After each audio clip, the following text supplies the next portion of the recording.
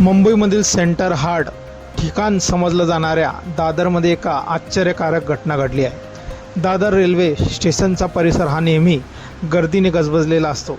स्टेशनवर खाली उतरल्यावर पाय ठेवायला सुद्धा जागा नसते, पण या गर्दीमध्ये आज एका सापाने एंट्री केली आहे। त्यामुळे परिसरात एकच गोंधळ उडाला।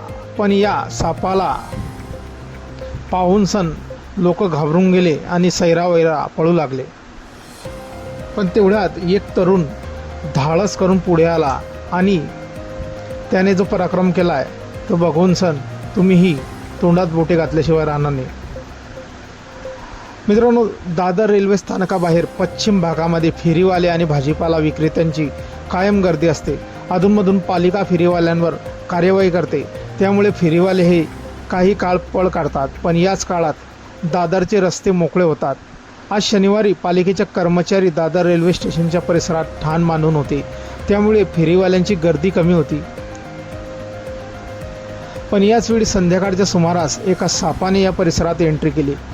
उड्डाण पुलाजवळ हा साप अचानक रस्त्यावर आला, त्यामुळे सगळीकडे एकच खळबळ उडाली।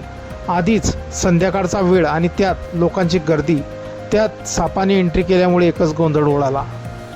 लोकांनी साप साप म्हणून एकच बोंब ठोकली आणि सापापासून लोक लांब पळाले। पण काही महाभाग या सापाच्या मागे लागले, मोबाईलवर व्हिडिओ रेकॉर्ड करत या सापाच्या मागे मागे येत होते।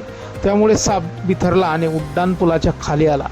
त्यावेळी रेल्वे स्थानकावर तैनात असलेल्या रेल्वे पोलिसांनी घटनास्थळी धाव घेतली। आता सापाला कोण पकडणार असा प्रश्न उपस्थित झाला।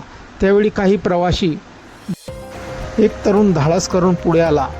त्याने एक प्लास्टिकची पिशवी पकडली आणि पांढरा कपडा घेऊन सापाला पकडण्याचा प्रयत्न केला, पण हा साप काही पिशवीमध्ये शिरण्यास तयार नव्हता। या गर्दीमध्ये एक प्रवासी तिथेच उभा होता। तो पुढे आला आणि सापाची शेपटी पकडली आणि पिशवीमध्ये त्याने त्या सापाला हळुवारपणे टाकलं। जसं सापाला पिशवीमध्ये टाकलं तसं लोक पिशवी बंद करून टाका असं म्हणत ओरडायला लागले।